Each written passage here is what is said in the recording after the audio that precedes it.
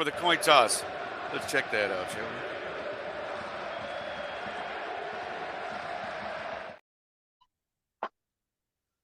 So, Mr. Nick Rosario.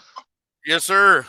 Go ahead. I don't know if you know, but there's a lot of things that have happened. And I know there's a lot of things that we're thinking about talking about. Are we going to talk about Michigan winning last night? No, that's not what we're talking about. Are we going to talk about right now the Edmonton Oilers playing the Chicago Blackhawks? No, we're not talking about that either. Are we going to talk about Michael Penix Jr. getting his third loss? No, we're also not going to talk about that.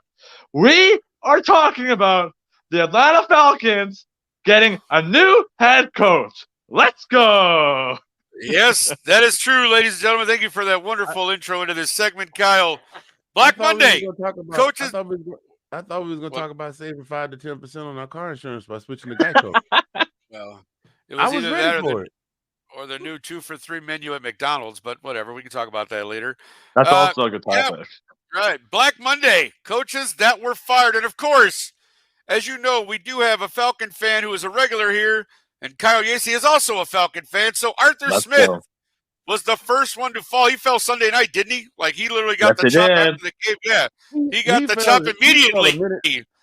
Now, I'll be honest with you. You always hope for your team to win, as I'm sure you all know, right? With the Denver Broncos, the Chicago Bears, but they're like I was saying this on the last episode as well. Is there is such thing as draft security? Okay, so going into that game, I'll be completely honest with you. I did not want the Falcons to win. To be honest, what I wanted to happen is exactly what ended up happening, and even better, to be honest with you, is I wanted Atlanta to get destroyed by the Saints, and then on top of that, I wasn't expecting the cherry on top to be Arthur Smith almost getting into a fight with Dennis Allen. And at that point, at that very point, I'm like, you look terrible. Get out of our franchise. That's it. So I was happy. I was super happy that it happened on Sunday night. It was a little unexpected. I was thinking maybe Monday early, but no, it was the absolute right decision. Absolutely. They waited too damn late to do it. I don't think.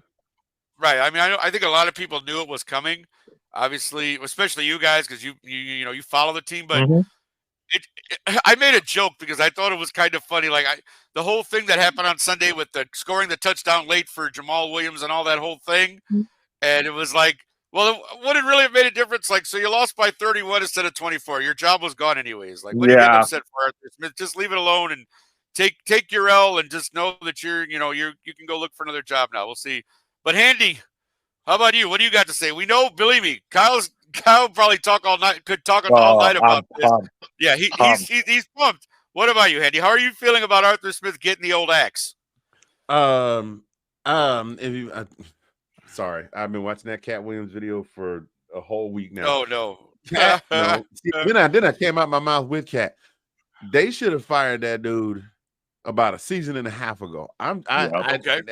He should have been gone.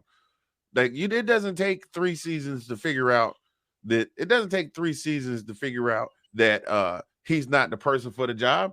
Hell, this dude started working at my job 3 months ago, and I could tell he needs to transfer to another department, and that's 90 days. He ain't even finished training yet.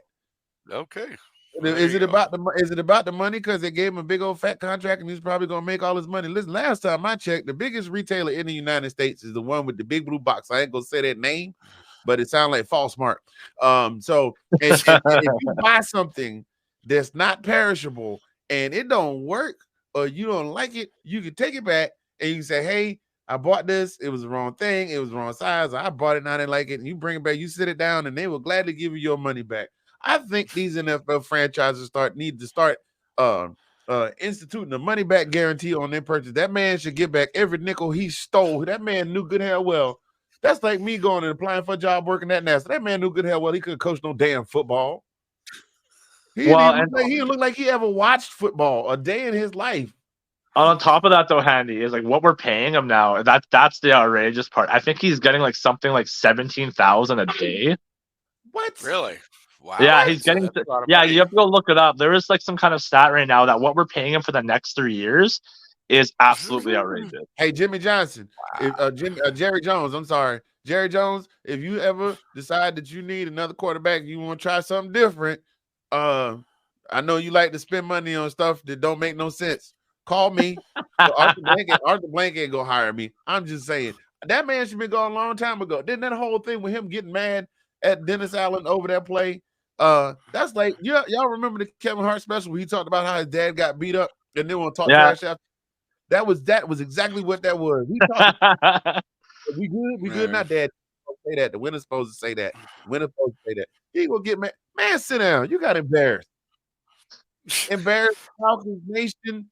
The Last of Us still watching the Falcons after they lost to Tom Brady. Yes, I'm not ever letting go of that. The Last of Us is still hanging on after you built the big ginormous. Okay, so the stadium is beautiful and the food is cheaper than most other NFL stadiums, and that's a plus. But that's about the only plus to being a Falcons fan right now. Yeah. No, you said it all. The only thing that's kind of the downside is just that Rich McKay's still there, which kind of sucks. But it's more people showing up to the Rob Bass nostalgia tour concerts than it is going to Falcons shows right now. Sorry, I don't mean to dog on Rob Bass, but let's be real, he only had 2 songs and only one of them was really popping like that. So anyway, my point in all of this is I am betting that one right there. Yeah. What? It takes two to make things right. I want to rap right now. What? Anyway, my point is really simple. He should have been fired a long time ago. I'm glad they got rid of him. I don't know why it took so long for them to get rid of him. It kind of was like being in a bad relationship and you know the relationship is bad. You like, well, you know what? They got some redeeming qualities. No, they don't. There was nothing that I could find about that man that was redeeming.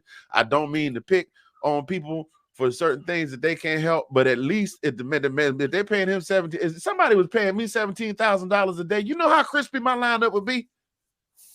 That man. No, Andy, how crispy would your lineup be? Well, it wouldn't really be much of a lineup up here because I don't have no hair here. How crispy would it be there, sir? This right here would be crispy like this would be crispy like cream. You hear what I'm saying? Yeah, Arthur Smith looked like he let his 6-year-old cut his hair with a Flowbee in the dark. Alrighty then. Well, there you go. And on that note, let's add. There was kind of a bet here. I mean, for you Falcons fans. So we're going to bring on a guy who lost said bet. And Mr. Spencer, thank you for joining us on this fine Tuesday.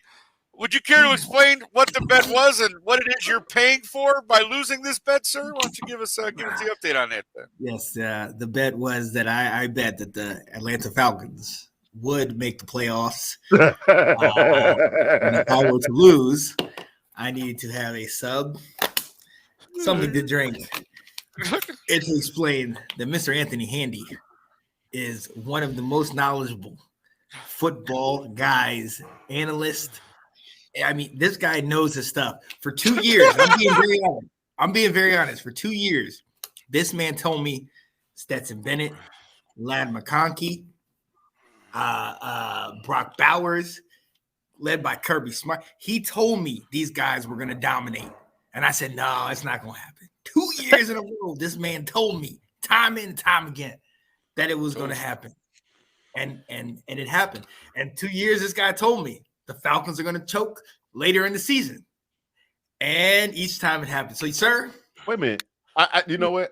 Thank you. I'm gonna let you finish. But Beyonce had the greatest album of all time. Go ahead. I'm sorry.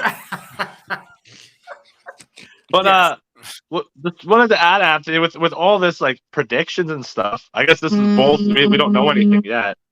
But who's going to be the next head coach and who's going to be the next quarterback? I don't know because it's Arthur Blank, and Arthur Blank is going to Arthur Blank. Just like they say, the math ain't math and the science ain't science, and dogs are going to dog, cats are going to cat.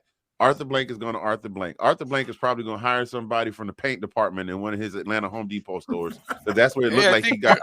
I think Arthur Smith was working on the back of the loading dock. I'm not going to lie to you. I think Zach Wilson's available. Yeah, I don't think that's the way to go. Hackett might need a job too.